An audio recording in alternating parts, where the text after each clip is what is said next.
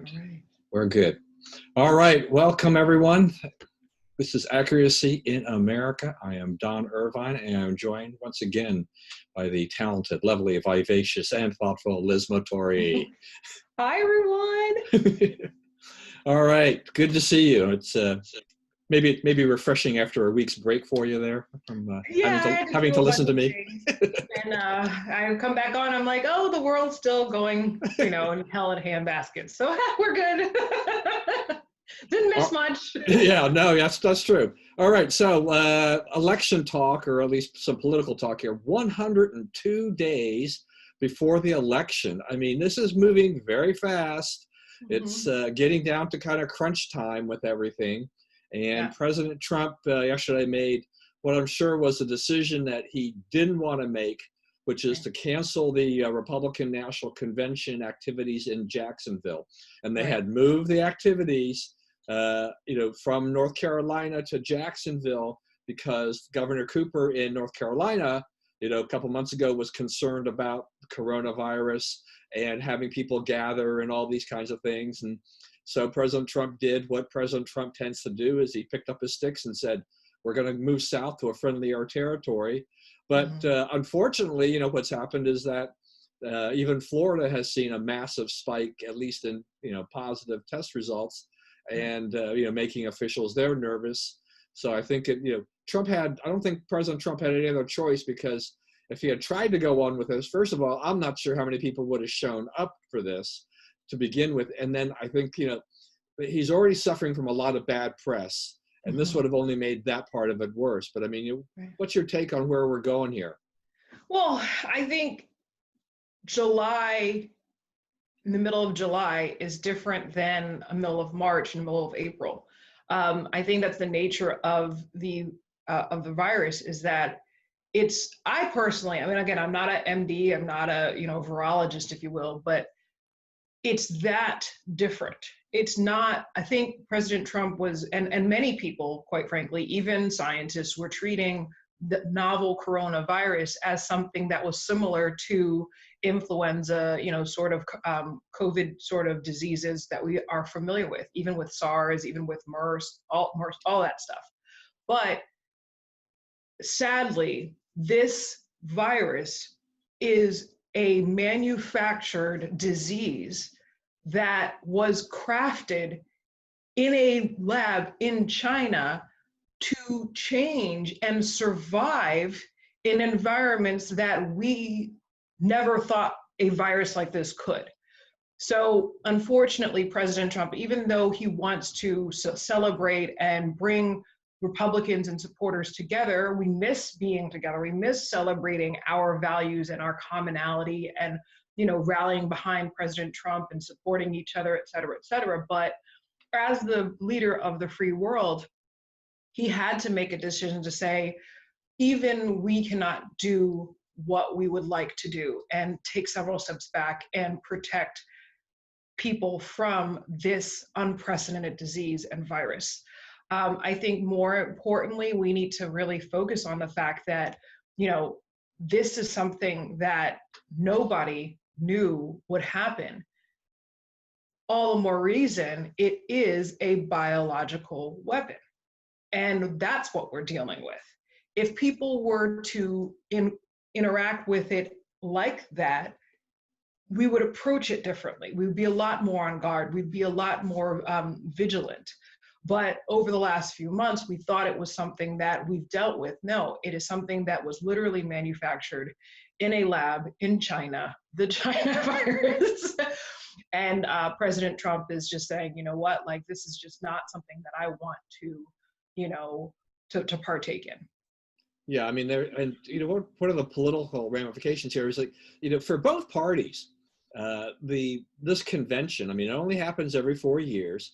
It's a big deal for both the Democrats and the Republicans. The Democrats had already made a decision long ago to basically have a virtual convention, which, Joe Biden's not the greatest guy when it comes to public speaking, but he's okay with a teleprompter. If he stays on message, he's fine. Going off message or getting questions in, that's not Joe Biden. That would be bad for him. So, having the virtual convention probably suits the Democrats just fine. It doesn't necessarily allow them to showcase their potential young rising stars, but the same thing can be said for the Republicans. I mean, Trump is in his element with people.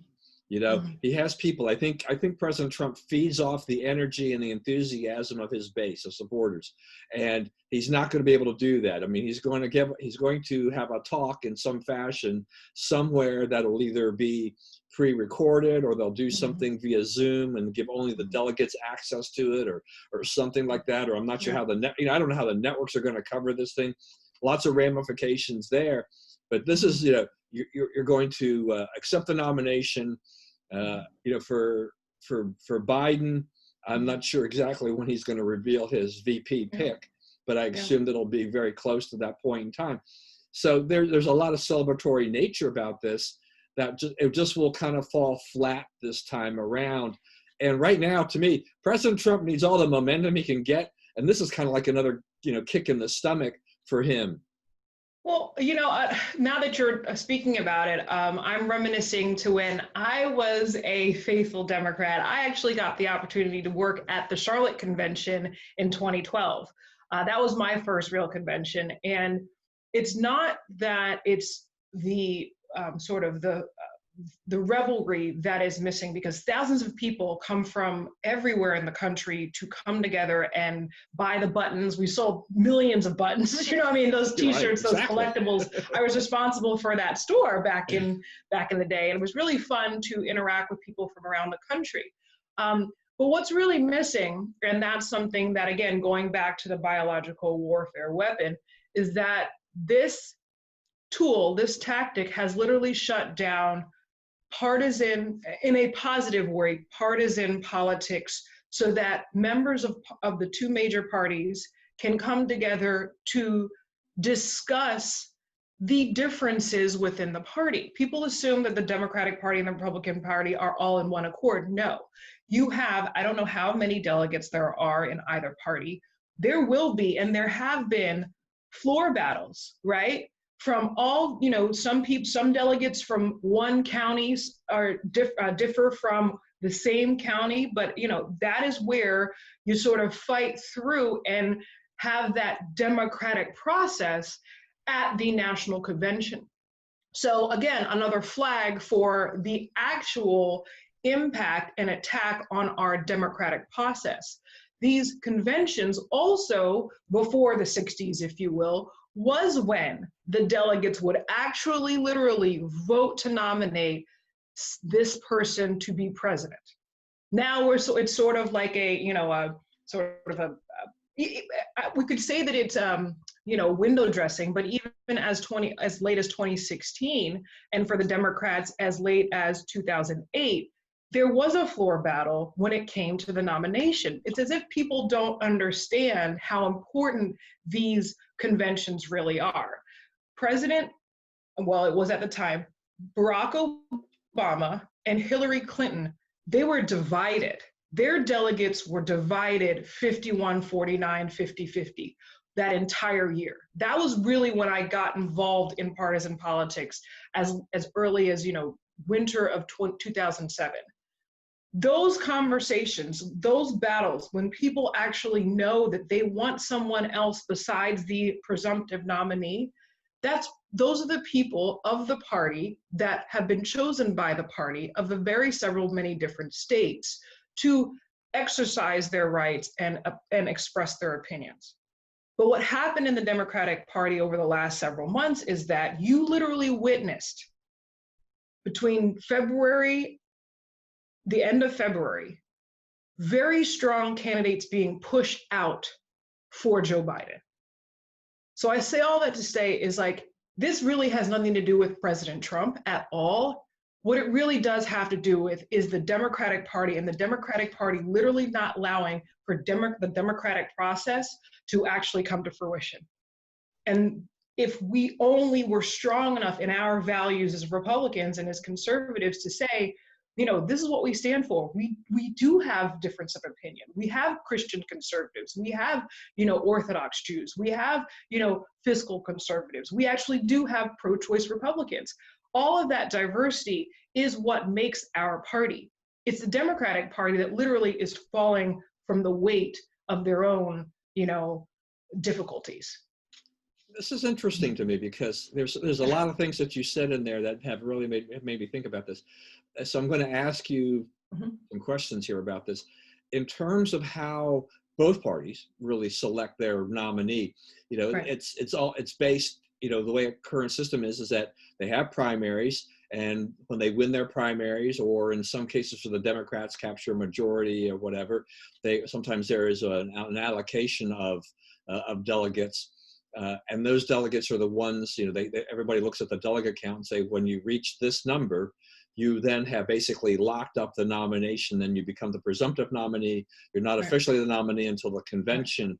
Right. Is that a good system for us, or is it better to just have, we can go through the primary process and, you can kind of see who's been winning the primaries and whatnot, but not necessarily have committed delegates to the convention and let them duke it out there a little more democratic process among the delegates there. And the other thing I want to ask you about, because this is something maybe or maybe not, I don't know how much insight you have on this. One besides nominees, nomination fights sometimes that occur with both parties, there's always, virtually with both parties, platform fights. Setting up the platforms. And to be honest with you, and this, I see this at our Maryland Republican Party state conventions. We have the platforms. It is part of the political process to have these platforms. But really, it's like, except for the fact that you created this platform and said, we believe A, B, C, D, E, which can be used by the media or the candidates to say this is what we stand for. Does anybody really pay that much attention to them, except maybe the diehard faithful? It depends upon what is, right? For even, I was involved in the Republican Women's Convention a couple of years ago, and I remember one of our very proactive delegates or members wanted to make a statement about pro-life and us being Republican women's and us articulating that we stand for life. Even that was a battle within the Republican women's cohort in the state of Maryland. So there are some issues that some people are willing to stand firm on and voice, knowing full well that they're not easy conversations to have. But at the end of the day, what's the difference between the different parties? You need to figure out what you stand for. What I've had to deal with, and what many of us in many different walks of life had to deal with, and what the president has been attacking since 2016, 15, is the establishment.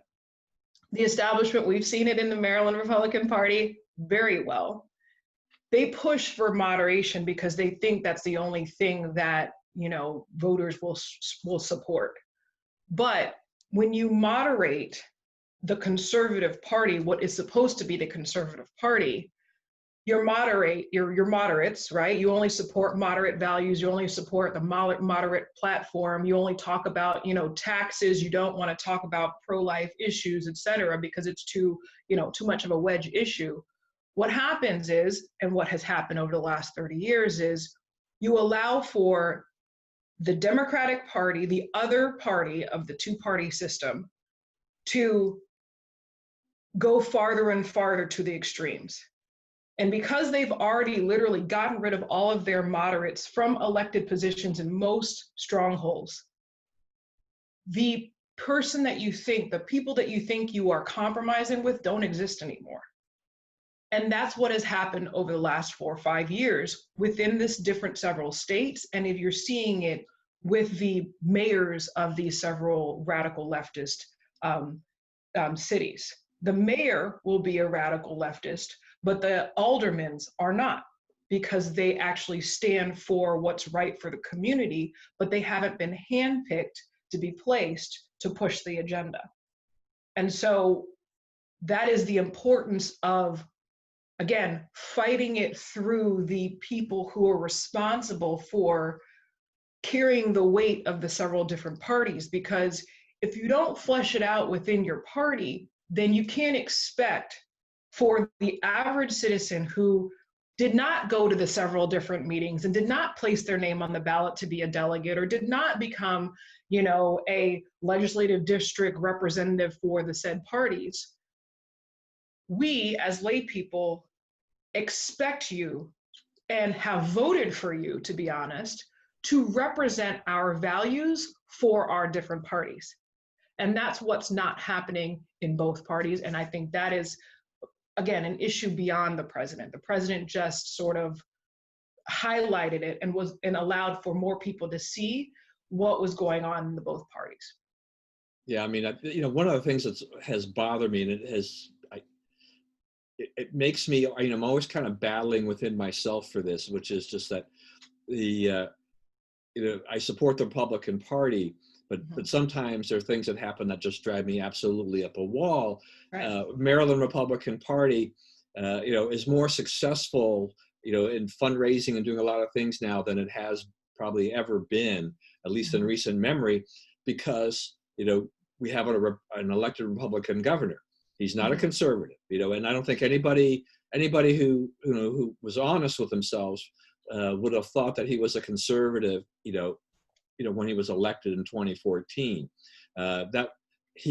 Hogan was smart enough to know that he cannot, he couldn't run on conservative principles alone. He eschewed kind of the 2A and the pro-life. He put some of the social issues off to the side, ran on economic issues and the taxes and things like that, and was very successful in doing so. But it's also put the party in that situation in Maryland of having to kind of hew to whatever the governor's message is, because you don't want to look like you're really at odds with the governor. But what does that say about the party going forward? The governor leaves office in January of 2023. Right. Absolutely, in this case, no guarantee that he'll be succeeded by a Republican. I think the chances are it'll go back into Democrat hands in all likelihood. And therefore, what happens to the Republican Party at that point? Do the conservatives have a stronger voice at that point with a potentially weaker Republican Party? Because right now, it seems that more of the establishment, people are kind of backed off a little bit and said, whatever makes it successful, we'll do. But there are a lot of us, I think, that have probably had to put our principles off to the side a little bit with some things in order for the greater good, kind of a thing for the party. Yeah, and that's what people think that they have to do, but look at what we have now. We have record amounts of murder still. We have record amounts of abortions. We have record amounts of, people living in generational poverty, because we as conservative has acquiesced to what we thought of as acceptable. We literally are negotiating with terrorists at this point, where we think that, we can just compromise. You cannot compromise with people who do not believe that God exists. I mean, at the end of the day, what do you stand for? Do you believe that life is precious, or do you think that they're just a lump of cells? I mean, those are two distinct understandings of what life is. And it's almost as if you got to decide what you want to do. Do you want to, again, going back to the word, do you want to have, the approval of man, or do you want to have the approval of God? And I wish that more people in our party or in our state or in positions of I don't want to say authority, but of power and of responsibility, if you will, really sort of remembered who they serve. And you can see the whims of the population pull all of these elected officials either to the far left or into silence or into retirement. That is literally what we've been watching over the last 4 years on both sides, both parties. Again, there are literally virtually no moderate Democrats left in the Maryland Democratic Party elected officials. And if they are, they're in Prince George's County, and they are elected by Christian conservative Black people. But other than that, I unfortunately know most of them. Very many of them are not traditional Democrats anymore. So what does the Republican Party do? You literally have to decide, what are our values? These are alternatives, because the reason why I push on this is that the voters want more conservatism. They want more law and order. They want to be able to trust the systems so that they don't have to worry about things. They want to make sure that their taxpayer dollars are going to the right programs if we are going to have governmental programs. They do not want government waste. They do not want, us having to fend for our conservative values when we are paying for public schools. I mean, those sort of things the average voter wishes that they could see in our elected officials, but literally there are fewer and far between, especially in places like the state of Maryland. And what ends up happening is you have voter apathy, right? And then the moment that you have voter apathy, the people who are the most virulent and the most active are the small faction of progressive, liberal, radical, leftist, Marxists who are left in the Democratic Party. That is the consequence of being a moderate Republican. That's what we created. All right, this is interesting. Yay! Here. Yeah, no, I mean, so I want to ask you this though about Maryland. This wasn't really on our agenda, but it's actually very interesting to me to discuss this. So we've had in Maryland, particularly in PG and then over in Baltimore, we've had Black Republicans run for office. I mean, you have run for office, but I mean, there's Shannon Wright running, and a whole bunch of people over the last several years. Mm-hmm. Beyond the fact that the registration is heavily against Republicans to begin with. Right. As you mentioned, conservative values, I think, resonate with a lot of minority families. Right. I think they really do believe that.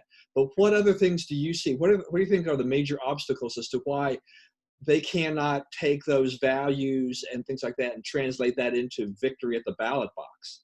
Right, because you cannot focus on ones and twos. We as conservatives, we as Republicans have not done a good job, quite frankly, of building out and supporting the diversity of our party. Again, I hit a lot of headwind over the last several months because, I was a former liberal, right? I've been a liberal longer than I've been a conservative. I was a liberal longer than I was alive, right? But for someone like me to have gone through the entire gamut over the last 7 years and be unapologetically conservative and pro-life and capitalism, all of these, positive values that we stand for now, I did not feel as if the establishment of the Republican Party cared very much to support free thinkers and strong voices, because they want someone who they can control. And it's not just me. I know Dan Bongino, for example, like what happened to me this year, people were like, oh, you got Dan Bongino'd. You know what I mean? It's like, I'm like, wait, because I was a liberal at the time when he was running for office here in Maryland. But going through those steps, it's like, I decided, because I got to see more of what's happening, particularly in our state of Maryland, in our cities, for example, I know 1,000% that none of these issues that we have been suffering under for now 3 generations will be addressed unless we go back to our conservative principles. And if we as conservatives, as people of all walks of life, aren't supporting and sort of appreciating that as truth, it's no wonder that registered Democrats who might be affluent in Prince George's County, who are Black, don't trust the Republican Party because they don't see the Republican Party growing. You have to point to more, not just, support this person because they're a Black person. That's just not what I'm talking about at all. But you have to sort of be a lot more deliberate and a lot more firm and show folks that this is possible. I do think that we did that over the last 3 years. The fact that I got nominated after being a Republican for 2 years, I mean, I'm sorry, that was awesome. You know what I mean? Like, to be able to be nominated for Congress, to be the first Black woman ever nominated by the Republican Party, first Asian of either party nominated to Congress from the state of Maryland, very much under the radar because I wasn't a Democrat. I did it in the Republican Party. But even that goes to show folks, there are now more people who are running as Republicans this last year. And there will be more in the next 2 years, and there'll be more in the next 2 years. That's if we still have a country. But people have been so used to seeing representation, and the Democratic Party has taken advantage of pointing to the several different representatives and the mayors and the aldermen and the council people to say, see, these people support you because they're of you. We literally cannot do that. We can't do that. We literally cannot do that. And I don't think the Republican Party has really done enough to support us. All right, we're gonna move on because I want to talk about what you were mentioning a little bit earlier here in your comments about the mayors in these liberal cities and what's going on there. Right. So we are up to, I think it's day 57 in Portland of these peaceful protests, right? And President Trump had sent in federal agents, not federal police, but federal agents to help try to quell things there, because as with anything else, there are some peaceful protests, and then there are the other protests. It was interesting too, because the Washington Post, or a guy, they reprinted an article from something that they do. They apparently do this short little newsletter or whatever, and in essence, the reporter was basically crediting or blaming, however you want to look at it, the conservative media for creating Trump's law and order image in Portland. And in essence, they were also saying that that it's the conservative media, it's the right-wing media that is giving the wrong picture of what's happening in Portland. That the protests are mostly peaceful, but the conservative media is focusing in on only the violence. It's like, excuse me. I mean, look, the mayor of Portland, what's his name? Ted Wheeler. He went there and he met with the protesters. I think he locked hands with them that day. But he got booed because he didn't support everything they did. We've seen, there was a demonstration in Chicago, I guess last night at Lori Lightfoot's house, outside of her house in Chicago, because she wasn't supporting all the lefty proposals. The mayor of Minneapolis had issues after the George Floyd thing. Mayor Durkin in Seattle had issues with the Chaz Chop protesters. It is very interesting. And Bill de Blasio got booed at one point in time too by a bunch of liberals. So we have all these liberal cities with various issues and problems with protests and whatnot. Some violent riots, some maybe not. But you've got all these liberals who think, I'm going to go up there and I'm going to join with my fellow man. All these people believe like they do, and then they boo them when they don't support them lockstep for all the crazy stuff they want to do. I mean, what is going on in America? And does Trump have the right to send to have these agents in there? So two things are going on at once, if there are just two. Number one, again, these elected officials, they happen to be elected by the Democrats, and it could also happen with moderate Republicans, if you will. These folks feel as if, oh, I'm elected, so therefore I'm one of the good guys, right? I'm with you, I'm down, I'm woke, yay. I'm gonna, go on my megaphone and speak to my people because they support you. It's like, no, I'm sorry. Most of those people in the audience are either anarchists who are literally against government. I don't care what party you are, they're anti-government. And then the next faction of people who are there are anti-establishment. The moment they're a mayor of, I don't care if it's Portland or, Seattle or Chicago or Baltimore, the moment that you are an elected official, you are now officially a part of the establishment. So they're literally raging against the machine that they've already said they're against it. They're against you.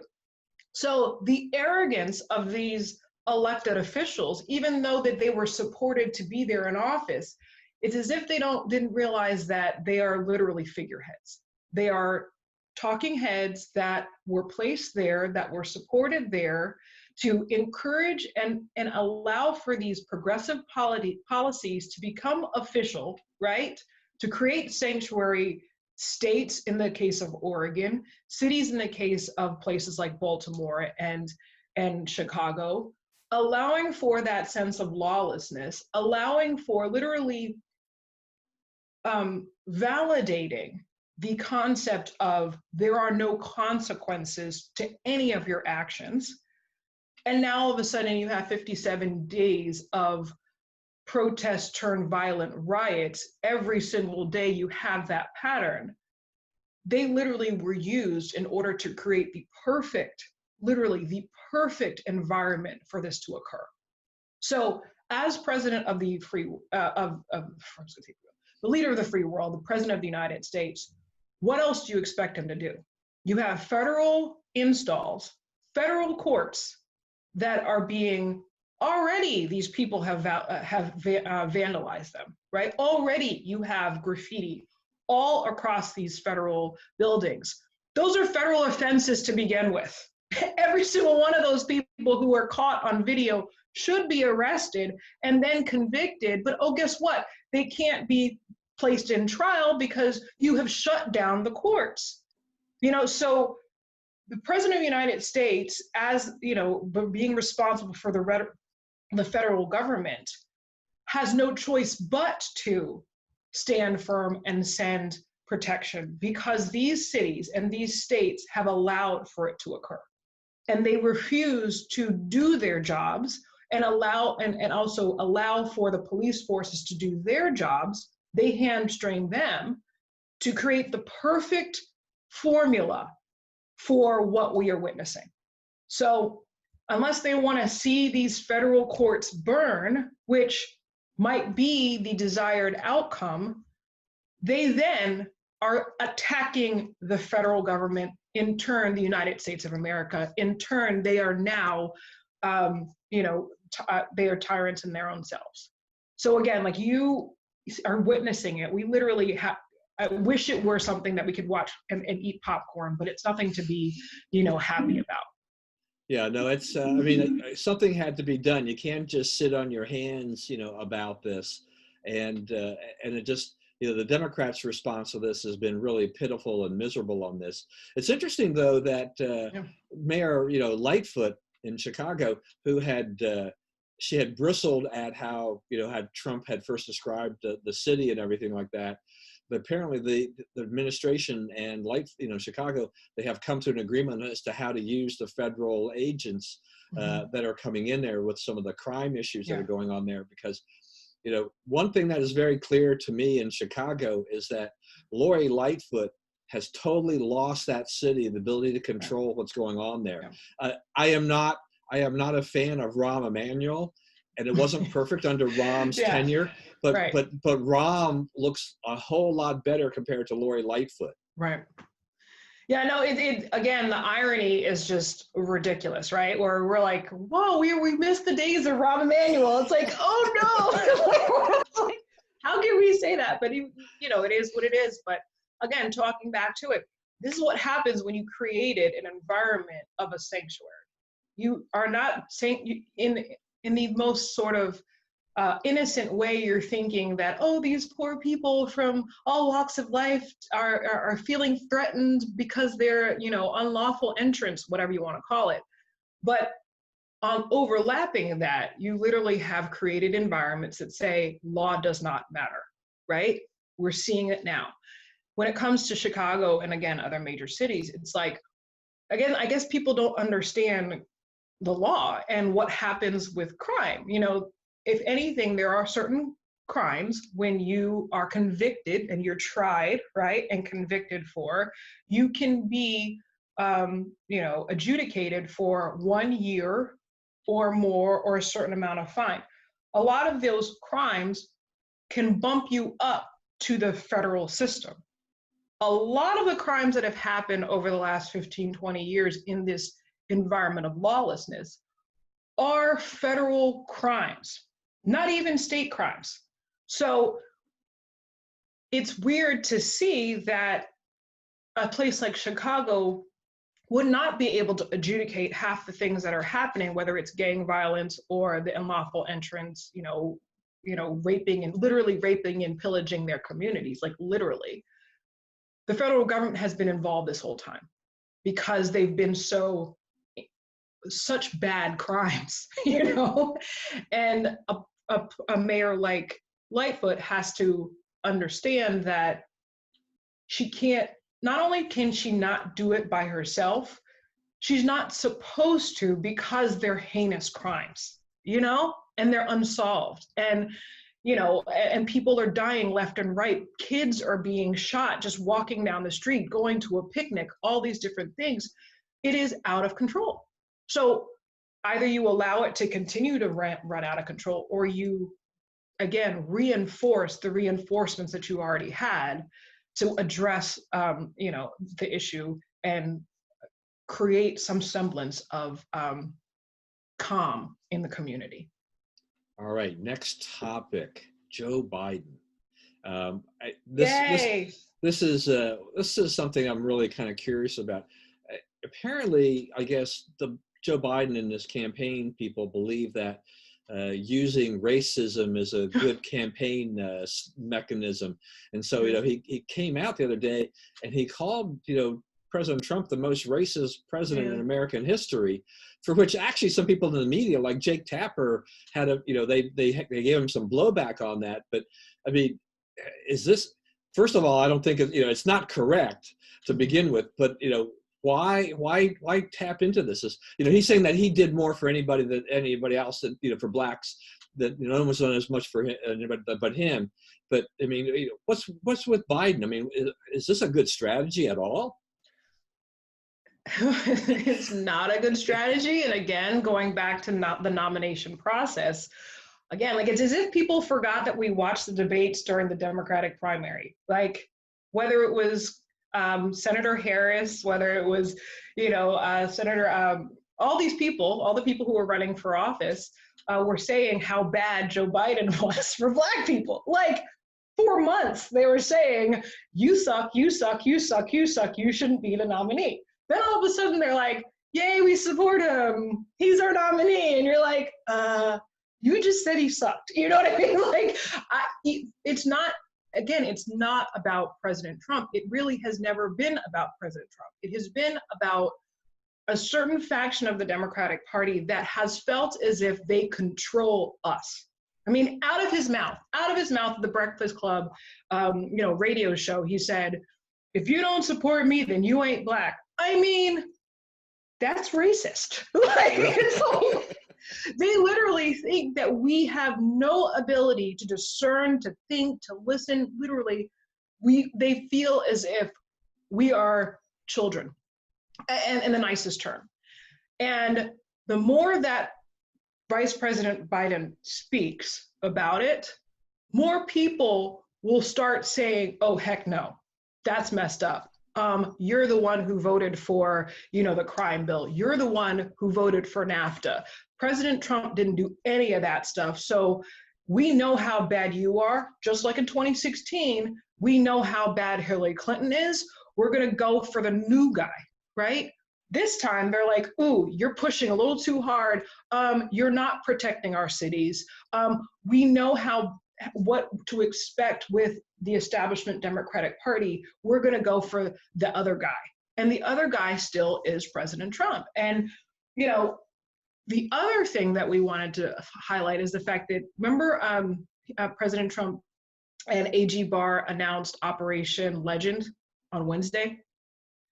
Operation Legend is again, of the three, the Albuquerque, St. Louis, and Chicago, they are enhancing the presence of the federal agents to help the DEA, the ATF, to solve unsolved mysteries, unsolved cases.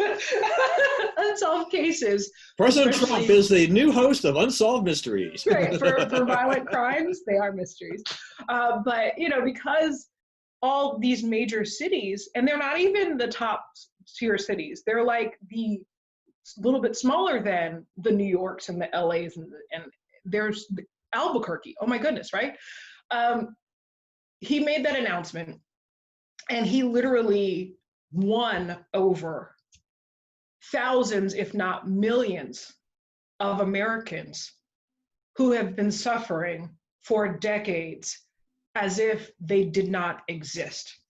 These folks who literally have buried all these, shrines to the people who got shot, where you got the stuffed animals that are like literally in piles on a side of in a corner, and they're deteriorating because of the weather. Those folks who had to bury their loved one heard President Trump, sees that President Trump is actually going to do something about it. That's a win, not just for the President Trump, but not just for the Republican Party. That is a win for America. That is a win for the citizens. That is what the Democratic Party, unfortunately, that is what Joe Biden does not want for us to pay attention to. So the comment about President Trump being the most racist president in history, which is so bogus, is to counterbalance and to distract and to take away from the positive strides that President Trump and the administration and everyone who cares about all these citizens, what we did, they hate the fact, they literally hate the fact that people are feeling hope and healing from someone else besides them. So, I mean, how do you feel, I mean, in terms of the outlook for President Trump and his reelection? I mean, because if you look at the top line, like the news media and things like that, I mean, Fox News had some more polls, and Fox News polls are usually actually fairly accurate. Mm-hmm. I mean, they're not trying to be partisan, but they're showing that he's fallen behind. Minnesota, I don't think he was going to win that, but Michigan, Pennsylvania, these types of things like that. Mm-hmm. This is, these are problems, and we've seen a lot of other polls showing him behind in Florida, and then maybe, Texas is becoming very tight and things like that. President Trump, he also he shook up his campaign. Brad Parscale, who'd been running it, is now not running it anymore. This guy Stepien is now in charge. But for a president to make a campaign change, like change your campaign managers when you've got 110 days or whatever left, that's startling to me. To say that, to me, it looks like the campaign has got a lot of problems. I think a lot of this, has as a result of COVID-19 has kind of boxed him into certain things, and we have the media portraying Trump and the administration as not being very good at handling the response. But with 2 days left, how does he turn this around before November 3rd? I don't know. Number one. Number two, who answers polls in the first place, right? We already knew 4 years ago that they were all inaccurate, number one. Number two, most of those polls are through landline still. Who has a landline? Who answers their landline? Like all these different variables, just based on the modern way of living. Very few people are going to take the time for said polls, right? So the people who you're going to have answering these are the ones who are the most sort of pensive, right? They're the ones who are going to be, partisans, or they have a lot of time on their hands to answer, 5 to 7 minutes or 15 minutes of a poll. The other component is the fact that, again, we all know that the establishment are the ones who are paying for all these polls. These folks are the ones who didn't want President Trump to be elected in the first place, right? Republicans and Democrats. It's not like, again, Trump supporters or conservatives have the means or money, or are they even investing in identifying the data that we can utilize to, again, identify the silent majority. Having said that, it is going to be up to every single registered voter, every single, I should say, legal registered voter to vote for the right candidates and the right candidates. The more time we have to learn more, the more time we have to turn off mass media and search for more information, whether it's online, whether it's through community, whether it's through, again, interacting with actual physical people and learning and reading and expanding our conscience, more and more people will be able to see how the sausage is made. And then just by virtue of their activism, they will vote for President Trump because things will start making sense. If people don't know what President Trump is saying, or people don't know what we've been talking about for those several months, it won't resonate with them. What resonates is the messaging that has been out there for this many years. I say that all to say, it's an unprecedented time. You're gonna need more than you expect. You're gonna need leaders, you're gonna need campaign managers, you're gonna literally have to create an entire apparatus that has never existed before, because the one that has existed before was literally the group that didn't want President Trump there in the first place. So if these new people who he have identified, I don't think that, you know, Parcell was of that ilk. I'm not trying to say that, but I'm hoping that the people in the campaign have identified people who understand what's at stake and are willing to stand firm on our values and principles, to be unapologetic, to be sort of compassionate, to understand that not everybody is, you know, a diehard Trump supporter. But just because you're not a diehard Trump supporter, you might need a little bit more time to understand. And I hope that whoever is leading the several different components of the campaign, and even within the administration, has that ability to be patient, because the fight is way harder than I think anybody would have expected. We're the headwind, if you will, is they're running out of time. They only have 100 days to get rid of him. That is the sad, sick truth. It's not necessarily what the president has to do. They promised that they would get rid of him the moment that he was elected. And they only have 102 days left, which is creepy. Yeah, it's amazing. Yeah. You know, speaking of principle, have the Republicans, you know, at this point in time, have they abandoned some of their principles when it comes to the stimulus? You know, I don't have in general, I don't have a problem with the first round of stimulus, because I think for the country, because of the way the economy had plunged so far down, something had to be done to kind of prop it up and kind of get it going again. And we saw reopenings, and we see some jobs coming back, though that seems to be flatlining with all the spikes that have been going on around the country. Right. But you know, now there's a big fight, you know, with the Senate has been battling the Republicans about approving about $1 trillion more in additional relief.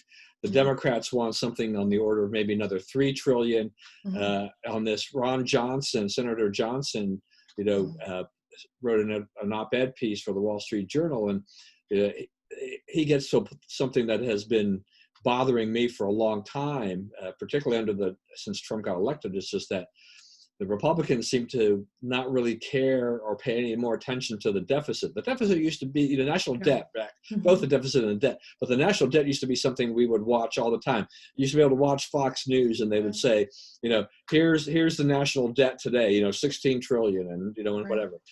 Ron Johnson was saying it's about 26.5 trillion. And with more stimulus, you know, we'll probably be at least at 28. Right. Who's paying for this stuff? I mean, that's part of the thing too, is that between the stimulus and Joe Biden's like $10 trillion in spending, if he becomes president, who is paying for this? Yeah, who's paying for it is China, the UK, and the Netherlands, our debt holders. You know what I mean? Like, we unfortunately are acting as if it's real money. It's not real money. I mean, that's the whole point. When we went off the gold standard, people were like, oh yeah, you know, I remember I was in business school and I was in my macroeconomics class, and I was like debating. I was like one of 3 non-cap, full-on capitalists in the room. This is before my transition, right? And I asked my professor, I was like, so the reason why our currency is like this is because it's infinite.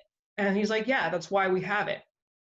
And so like a lot of it, it's all, I want to say it's all fake, but it's not real. It's not tangible. So people on the left can just spend it because they have no sort of responsibility to it. They're not the ones that are building companies, not the ones that are having to pay, payroll. They literally have been, in government for 20, 30 years. They've been pulling a paycheck, from government for that many years. So they don't care. They think it's their money. It's not their money, right? On the right, there are folks who got there on the backs of the establishment and the big banks and big pharma and all that. So they are not thinking about the, I want to say average citizens, but everybody else who actually has to pay real taxes. The only money that actually does exist is the money that comes out of your paycheck. We're the only ones who have to literally see hundreds of thousands of dollars come out of our paychecks, whether you're paid $40,000 or $400,000. It is real money because it's exchanged for our work, right? So it's something that we actually can see and have incurred, if you will. But that's the only thing that actually really exists. So all the people who are there who literally do not care, it's because they don't need to care, because they don't have that understanding and they haven't had to sort of pay the brunt of the reaping of taxes from the citizenry. It's messed up, and the only thing that will sort of get Republicans to care is if they are primaried by conservatives. But I don't think that it's possible for true conservatives to be elected anymore if they're not there already. So unless you have those people who will stand firm on fiscal conservatism, then you're going to have overspending because there's nobody there and they don't have consequences to deal with when they vote the wrong way. All right, so we're running up against the clock here, but so the last topic, it'll be a quickie, it'll be just a fun thing. Washington football team. Okay, here's my answer. Yeah, right. my wife managed to get some of this material, and so she's made a bunch of masks and stuff like that. And I'm like, look, this is the only team. Not that they're not a great team. They play pretty lousy the last several years. Yeah. But I'm sorry, I've grown up here. I'm old enough. It's like, to the day I die, this is going to be the Washington Redskins. And talk about punting the football, by just by calling it we're going to be known as the Washington football team for 2020. I don't know what they're going to wind up being called, but I just really hate this. I mean, this goes back to all the renaming of all this stuff. We've been talking about the cancel culture in the past. Yeah. This is just absolutely ridiculous. I mean, you two have grown up here. I mean, what's your feeling about this? You know what? Like I'm glad that they didn't name it anything else. I mean, I almost feel as if like Washington football team, it's like, okay, just do it. Just leave why it not? That. So here's the thing. Why not just, if you want to be politically correct in the NFL, why not just say Dallas football team, Miami football team, Minnesota football team? Might as well just do that and you won't offend anybody, right?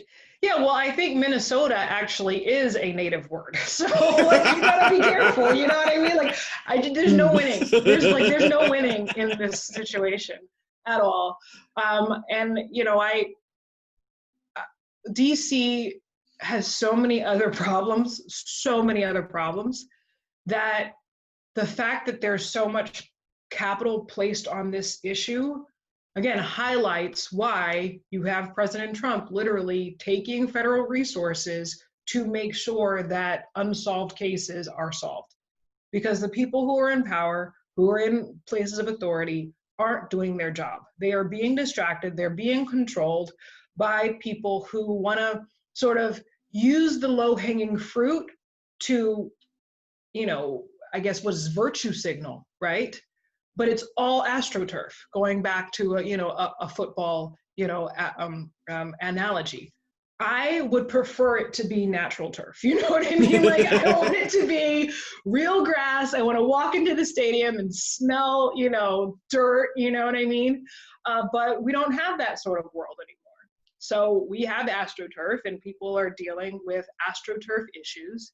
And we have Washington football team. I want them to win. How about that? Yeah, Let's focus on that.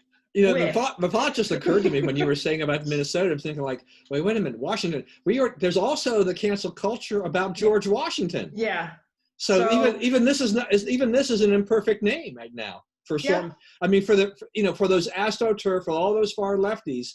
I'm surprised they haven't risen up in arms and said, no, you can't do that either, or something like. I mean, it's just crazy. It's ridiculous. I'm sure football might be an issue too, because you're talking about football, you're talking about soccer.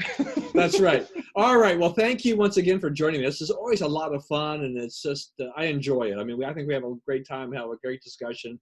Thank you for joining me again, Liz. Thank you, everyone out there who's been watching us and viewing us. Please stay safe, stay healthy. Remember, we live in the greatest country in the world. Do not let anyone tell you otherwise. God bless America. We will see you next week, and have a great weekend wherever you are. Stay cool if you're in a hot, humid environment like Washington, D.C., because we are in the swamp. All right. See you later, everyone.